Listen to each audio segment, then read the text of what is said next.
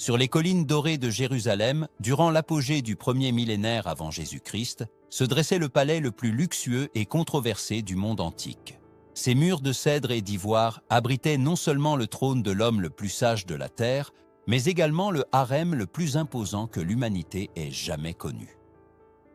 700 épouses et 300 concubines, 1000 femmes au total, vivaient dans les appartements royaux, transformant la cour du roi Salomon en un univers d'intrigues, de passion et de pouvoir qui défiait toutes les limites de la moralité et de la raison.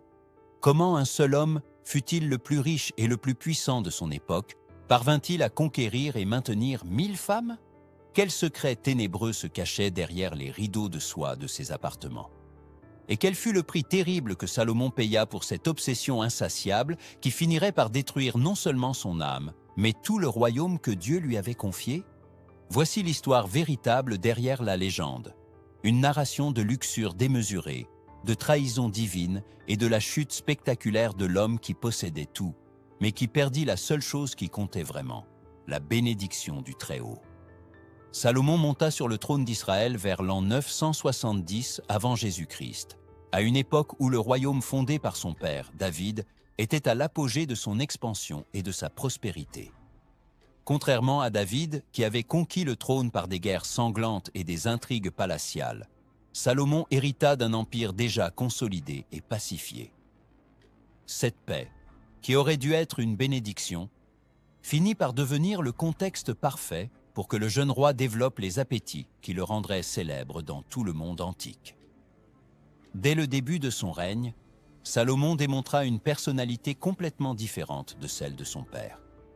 Là où David avait été un guerrier et un poète, un homme d'extrêmes émotionnels qui oscillait entre la dévotion religieuse la plus intense et les péchés les plus graves, Salomon se révéla être un administrateur calculateur, un diplomate astucieux et, surtout, un collectionneur obsessionnel, non seulement de richesse et de sagesse, mais de femmes. Le premier signe que Salomon suivrait une voie dangereuse apparut tôt dans son règne, lorsqu'il scella une alliance politique par le mariage avec la fille du pharaon d'Égypte. Ce n'était pas un mariage ordinaire, c'était une union entre deux des plus grandes puissances du monde antique. Et la princesse égyptienne apporta avec elle non seulement une dot fabuleuse, mais aussi ses propres serviteurs, eunuques et, plus significativement, ses dieux. Selon les standards de l'époque, ce mariage politique n'était pas seulement acceptable, mais attendu. Cependant, pour le peuple d'Israël, qui avait été choisi par Dieu pour être une nation sainte et séparée, le mariage du roi avec une païenne représentait une violation fondamentale des principes qui définissaient leur identité nationale et religieuse. Mais Salomon ne faisait que commencer. À mesure que son royaume s'étendait et que sa renommée de dirigeant sage et prospère se répandait dans tout le monde connu, des ambassadeurs et des délégations de terres lointaines arrivaient à Jérusalem portant des cadeaux et des propositions d'alliance. Et invariablement, ces propositions incluaient des offres de mariage avec des princesses, filles de rois et nobles de tout le Moyen-Orient. Ce qui commença comme une politique étrangère astucieuse se transforma graduellement en quelque chose de beaucoup plus sombre et personnel. Salomon découvrit qu'il possédait un appétit apparemment insatiable pour les femmes nouvelles et exotiques. Chaque nouvelle épouse ou concubine représentait non seulement une alliance politique, mais une conquête personnelle, un trophée de sa masculinité et de son pouvoir. Vers l'an 950 avant Jésus-Christ, à peine 20 ans après avoir assumé le trône, Salomon possédait déjà plus de 100 femmes dans ses appartements royaux. Les chroniqueurs de l'époque décrivent un complexe palatial qui ressemblait davantage à une petite ville, avec des quartiers séparés pour différents groupes d'épouses, organisés par origine ethnique et statut social. Les épouses égyptiennes occupaient les appartements les plus luxueux, décorés d'or et de pierres précieuses apportées de la vallée des rois. Les princesses syriennes et phéniciennes vivaient dans des pavillons ornés de tapis persans et de meubles en cèdre du Liban. Les Moabites, Ammonites et Édomites, peuples traditionnellement ennemis d'Israël, avaient leur propre quartier, surveillé jour et nuit par des gardes spéciaux pour prévenir les conspirations et intrigues. Chaque groupe d'épouses apporta avec lui non seulement sa beauté et son exotisme, mais aussi ses coutumes religieuses, ses nourritures traditionnelles et, plus dangereusement, ses dieux. Le palais de Salomon se transforma graduellement en une Babel religieuse où les autels aux dieux d'Israël rivalisaient avec des sanctuaires dédiés à Astarté, déesse des Sidoniens, Moloch, le dieu abominable des Ammonites, et Kémosh, la divinité des Moabites. L'aspect le plus troublant de cette collection croissante d'épouses n'était pas simplement leur nombre, mais la méthodologie systématique avec laquelle Salomon les acquérait. Il développa un réseau d'agents et d'intermédiaires qui parcouraient tout le Moyen-Orient à la recherche de femmes exceptionnelles. Beauté extrême, talents artistiques, intelligence supérieure ou lignage noble, toute qualité extraordinaire pouvait résulter en une invitation à rejoindre le harem royal. Des documents découverts lors de fouilles archéologiques suggèrent que Salomon maintenait des registres détaillés de toutes ces femmes, incluant leurs origines, date d'arrivée au palais, descendance et même des évaluations de leur qualité spéciale. Cette approche presque scientifique pour collectionner les épouses révèle une obsession qui allait bien au-delà du simple désir sexuel ou de la nécessité politique. Vers l'an 930 avant Jésus-Christ, le harem de Salomon avait atteint des proportions véritablement extraordinaires. 700 épouses officielles et 300 concubines signifiaient que si Salomon passait une nuit avec une femme différente chaque nuit, il lui faudrait presque 3 ans pour compléter un cycle complet. En pratique, cela signifiait que beaucoup de ses épouses avaient rarement ou jamais de contact intime avec le roi.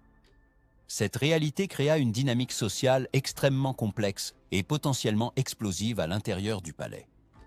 Des femmes qui avaient été princesses dans leur terre natale se trouvaient en compétition pour quelques heures d'attention d'un homme qu'elles partageaient avec des centaines d'autres. Jalousie, intrigue, conspiration et même assassinat devinrent partie de la routine quotidienne dans les quartiers féminins du palais.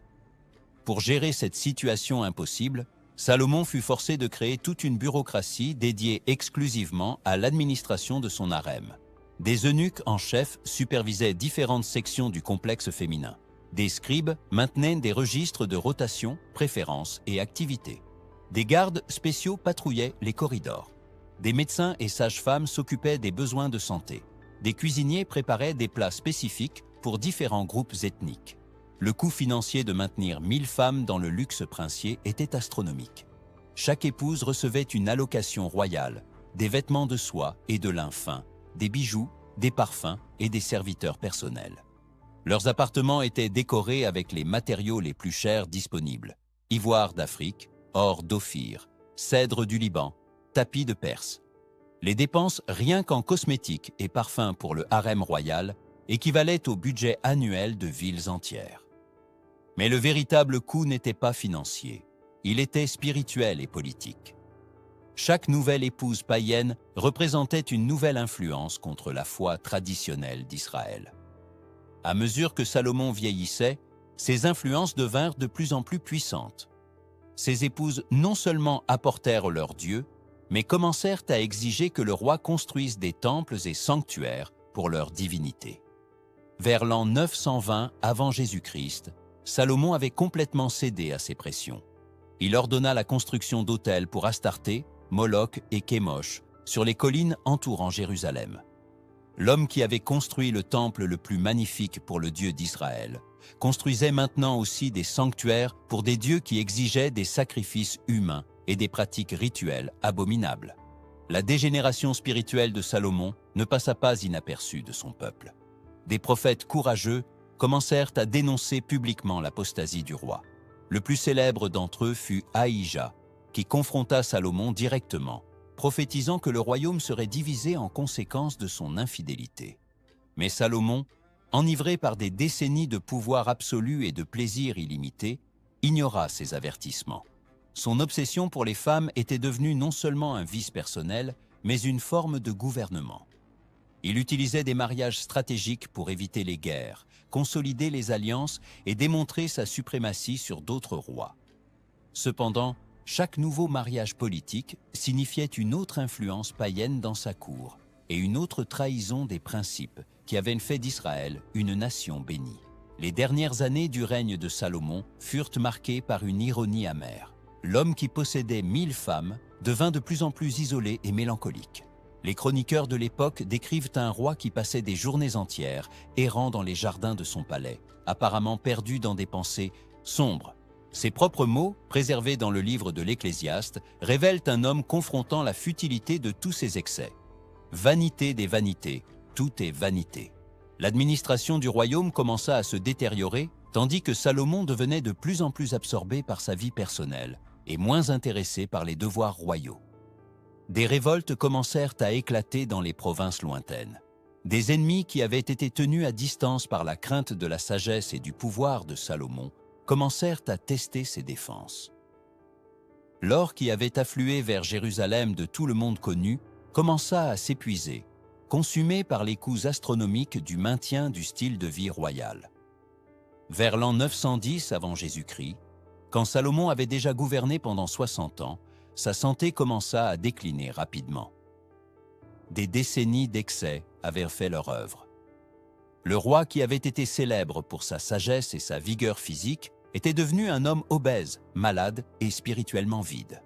Durant ces dernières années, Salomon tenta désespérément de se réconcilier avec le Dieu de ses pères.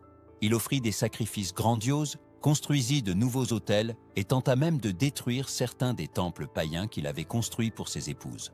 Mais il était trop tard. La prophétie d'Ahija était sur le point de s'accomplir. Quand Salomon mourut en l'an 931 avant Jésus-Christ, son royaume s'effondra immédiatement. Son fils Roboam réussit à ne retenir que les tribus de Juda et Benjamin, tandis que les 10 tribus du nord se rebellèrent et formèrent le royaume d'Israël sous Jéroboam.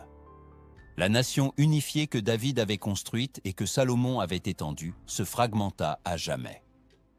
Le destin des 1000 femmes de Salomon après sa mort demeure l'un des grands mystères de l'histoire ancienne. Certains chroniqueurs suggèrent que beaucoup retournèrent dans leur terre natale, emportant avec elles richesses et connaissances acquises à la cour jérusalémite. D'autres purent être incorporés dans le harem de Roboam, bien qu'à une échelle beaucoup plus réduite en raison des limitations financières du royaume divisé. L'histoire de Salomon et de ses 1000 femmes devint un conte d'avertissement qui résonna à travers les siècles. Pour des générations de juifs, chrétiens et musulmans, elle représente le danger de la luxure incontrôlée et de l'infidélité spirituelle. Salomon avait reçu de Dieu une sagesse sans pareille, des richesses incalculables et le pouvoir sur un grand royaume, mais perdit tout à cause de son incapacité à contrôler ses appétits charnels. Les archéologues modernes continuent d'essayer de percer les mystères du harem de Salomon. Les fouilles à Jérusalem ont révélé des fondations de structures palatiales aux proportions énormes, compatibles avec les récits bibliques sur l'ampleur du complexe royal. Les artefacts trouvés incluent bijoux, cosmétiques et objets décoratifs d'origines diverses, confirmant la nature internationale de la cour salomonienne. D'un point de vue psychologique, l'obsession de Salomon pour collectionner les femmes peut être interprétée comme une manifestation extrême du syndrome du collectionneur compulsif. Comme d'autres figures puissantes de l'histoire qui collectionnaient œuvres d'art, livres ou autres objets précieux, Salomon semblait voir les femmes comme des trophées à acquérir et exhiber comme symbole de son statut et pouvoir. La comparaison avec d'autres grands dirigeants de l'Antiquité est révélatrice. Alexandre le Grand eut aussi de multiples épouses de cultures différentes, mais son nombre ne s'approcha jamais du harem de Salomon. Les empereurs romains maintinrent des harems plus petits et généralement plus discrets.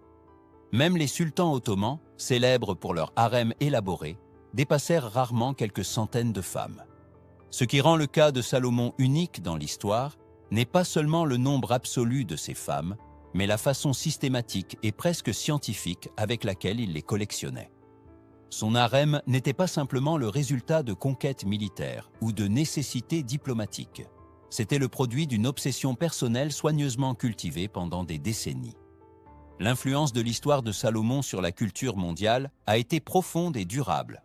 Dans la tradition islamique, Salomon, connu sous le nom de Sulaïman, est vénéré comme un grand prophète, mais ses nombreuses épouses sont vues comme un test divin qu'il finit par échouer.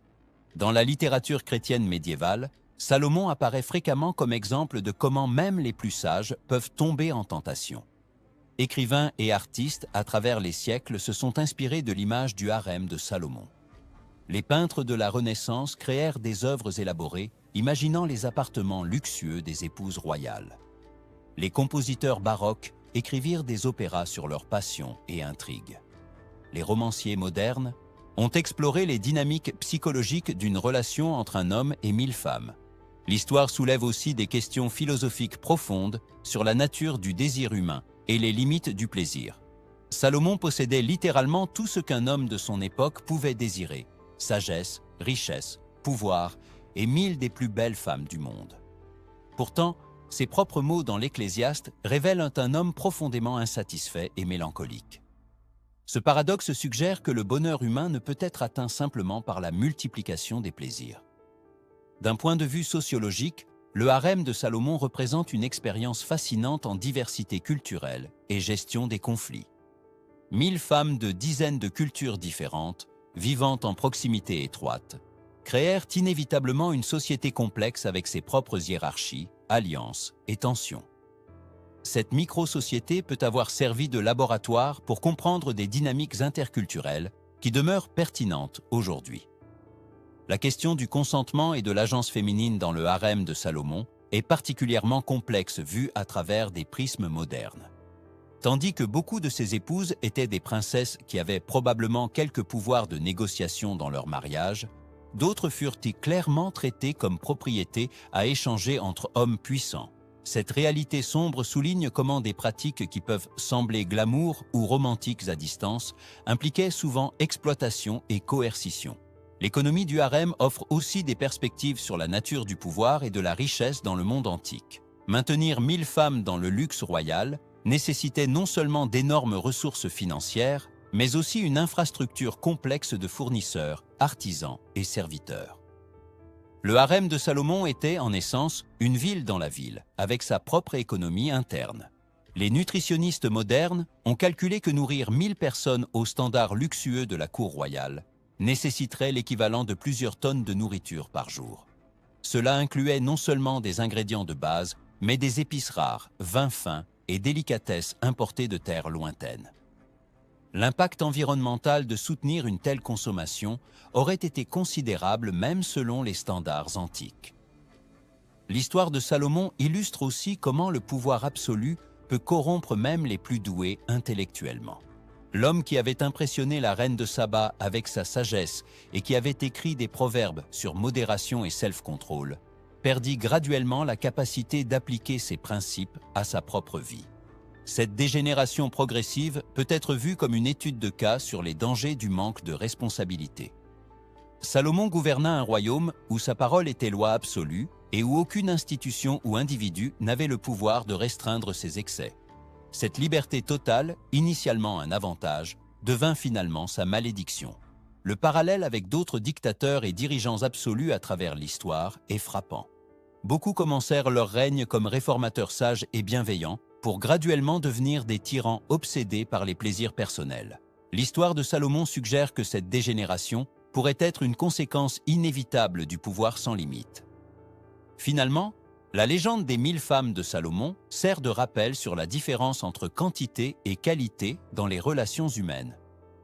Un homme avec 1000 épouses était, paradoxalement, un homme sans véritable intimité ou compagnie. Ces relations devinrent des transactions politiques ou gratifications momentanées, le privant de la connexion émotionnelle profonde qui définit les meilleures relations humaines. Aujourd'hui, presque 3000 ans après la mort de Salomon, son histoire continue d'être pertinente comme parabole sur l'ambition démesurée, la nature corruptrice du pouvoir absolu et les dangers de confondre plaisir et bonheur. Le roi qui eut 1000 femmes finit par perdre son âme, un prix que même toute la sagesse du monde ne pouvait compenser. Le harem gigantesque de Salomon demeure l'un des chapitres les plus fascinants et troublants de l'histoire humaine, un témoignage à la fois de la grandeur et de la fragilité du cœur humain face au pouvoir et à la tentation illimitée.